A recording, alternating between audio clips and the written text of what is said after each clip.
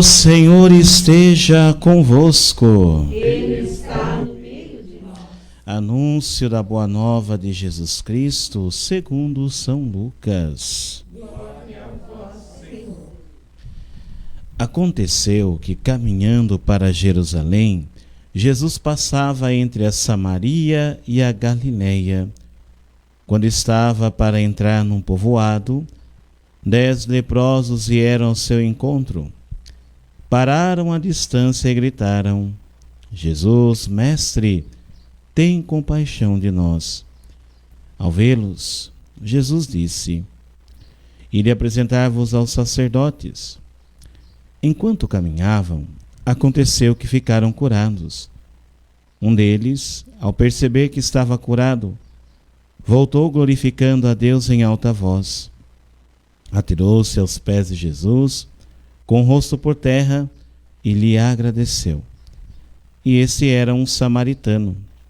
Então Jesus lhe perguntou: Não foram 10 os curados? E os outros 9? Onde estão? Não houve quem voltasse para dar glória a Deus, a não ser este estrangeiro? E disse-lhe: Levanta-te e vai, tua fé te salvou. Palavra da salvação. Glória a vós, Senhor. Que as palavras do Santo Evangelho perdoem os nossos pecados.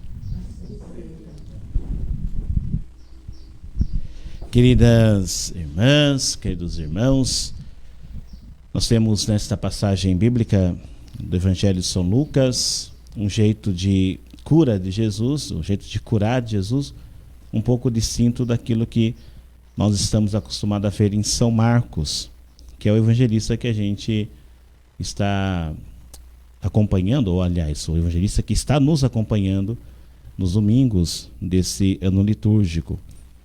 Se você for reparar e lembrar das curas de Jesus no Evangelho de Marcos, Jesus ele se aproxima dos enfermos, daqueles que estão necessitados de cura. Jesus toca, Jesus se aproxima com o toque da misericórdia. Isso é um retrato muito claro de que Deus ele chega até nós e a sua misericórdia nos abraça, mesmo em nossas misérias. Esse contexto aqui de São Lucas, essa passagem específica dos 10 leprosos, ela é um pouco distinta, porque Jesus está passando num povoado, 10 leprosos, ao verem Jesus passar, sabendo das normas que os impediam de se aproximar das pessoas por conta da sua enfermidade, ao longe gritam e pedem a Jesus socorro. Jesus não se aproxima deles. Jesus não chega próximo desses homens, mas o modo dele curar aqui é algo que exige daqueles homens um passo além da fé. Porque às vezes quando você vai obter algo, vai precisar de uma cura de Jesus, quando tem os gestos, parece que é mais que a coisa vai acontecer, né? Jesus vai, estende as mãos, toca nos olhos, toca nas línguas, faz barro, não, agora vai. Mas hoje não tem o gesto de Jesus não é nenhum, só diz assim, ó, vá se apresentar aos sacerdotes. Mas assim, desse jeito, não vai falar nada com a gente, não vai chegar, vai se apresentar aos sacerdotes. Jesus está exigindo desses homens um passo na fé, um caminhar na fé e na obediência. 2 coisas importantes para as pessoas religiosas, para mim e para você: ter fé e obedecer. Vamos lembrar um pouquinho o que acontecia naquela época. No livro do Levítico fala sobre os leprosos, sobre essas questões. Quem que declarava que uma pessoa estava com lepra era o sacerdote. Então tinha que se apresentar ao sacerdote e ele dava o diagnóstico. Para nós é estranho isso, né? Uma enfermidade normalmente era diagnosticada pelo médico. Mas quando a lei de Moisés coloca essa necessidade do sacerdote ser aquele que vai dar o diagnóstico da lepra, nós entendemos que não se trata somente de uma enfermidade, mas tem a ver com impureza, com pecado, com afastamento de Deus. Por isso, o sacerdote é quem vai diagnosticar. Uma vez feito isso, se é comprovado ali, com o que o sacerdote examina. Olha, você está com lepra. Então tem uma série de restrições que eles tinham que seguir. Viver afastado do acampamento, roupa rasgada, gritando que é impuro, enfim. Tudo aquilo que a gente já ouviu falar várias vezes. Essas eram as normas. Para dar à pessoa atestado de que ela está curada, também era o sacerdote. Então o sacerdote tinha a dupla função. De diagnosticar e depois de dizer que a pessoa estava de alta, se ocorresse um milagre da pessoa ser curada. O que Jesus está falando para esses homens aqui, então? A gente já entende melhor. A cura de vocês já está a caminho. É obedecer, ter fé e seguir. Jesus não fala, vai ao sacerdote, naquele exato momento eles ficaram curados. Não, durante o caminho. Quando eles começam a caminhar, eles vão se curando. A cura vai acontecendo no caminhar. Vão até o sacerdote. Mas um deles, que percebe aquele milagre, volta. Volta para agradecer, dando glória a Deus. E Jesus questiona, mas não foram os 10 os curados? Por que somente esse aqui voltou? Jesus não está aqui cobrando da gente um gesto de bom comportamento. Agradece lá. Quando a gente é pequenininho, a gente recebe alguma coisa assim. A mãe da gente falava, fala obrigado, né? Fala obrigado, agradece aí o que você recebeu.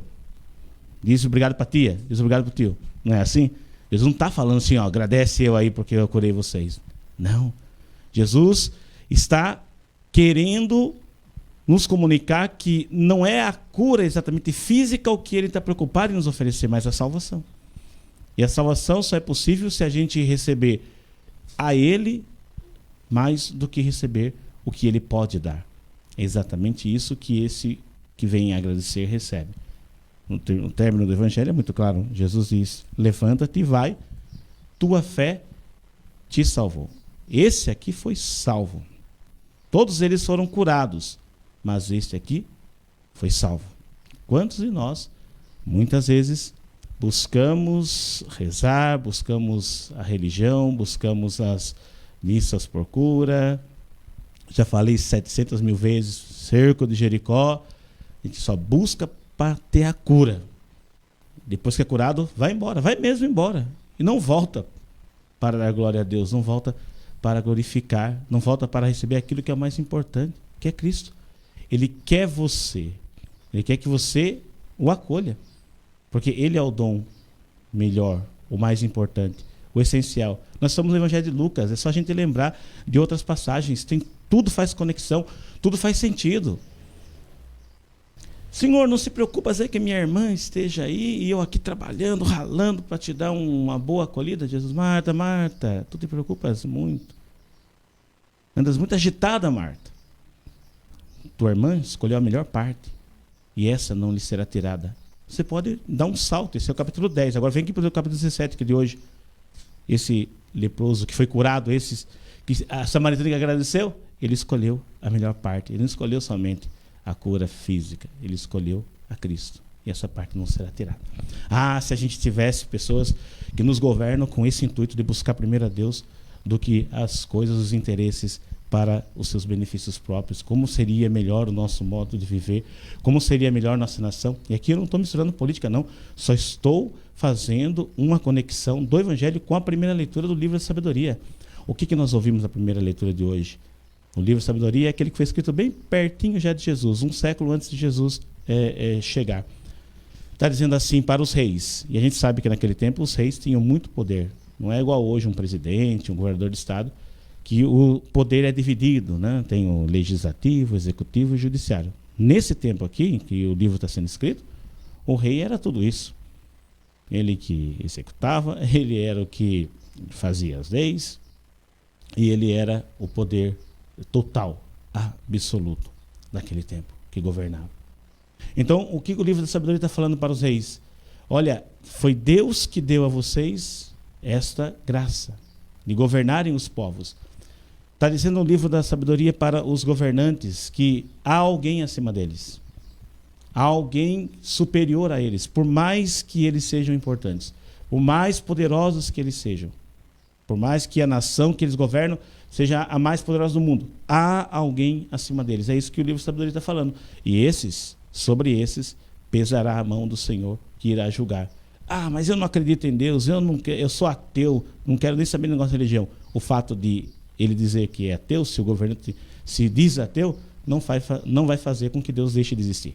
Deus existe, ele acreditando ou não, e o julgamento virá. É essa sabedoria que precisariam ter os governantes, de seguir o que Deus quer, para poder ter um governo justo e correto.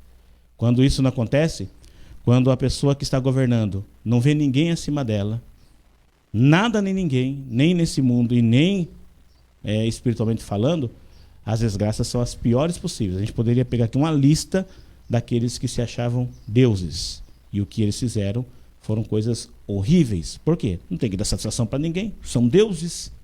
E a gente vê as maiores barbaridades sendo praticadas ao longo da história por pessoas que se julgavam deuses. E o livro Sabedoria está falando, não, há alguém acima de você e você há de prestar conta. Quando a gente busca a sabedoria de Deus, quando a gente busca Deus de verdade, até o nosso modo de governar será correto, será abençoado. Louvado seja nosso Senhor Jesus Cristo. Para sempre.